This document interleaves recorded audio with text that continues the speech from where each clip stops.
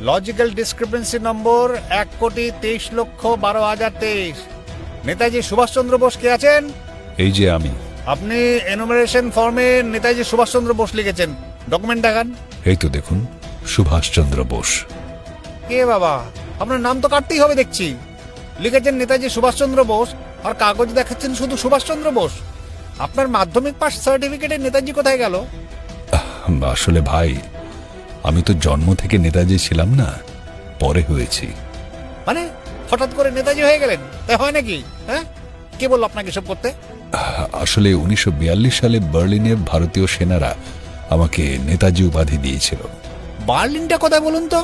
কোন বিধানসভা, কোন বুথ? বিধানসভা? বুথ? বার্লিন তো জার্মানিতে ভাই। জার্মানি? সে তো বিদেশ। ঘুষপেটিয়া নাকি? হ্যাঁ, তাহলে আপনার নাম তো থাকবে না ভোটার লিস্টে। ইয়ে, ঘুষপেটিয়া কি জিনিস? আমি তো এখানেই জন্মেছি। বার্থ সার্টিফিকেট দেখান দেখি।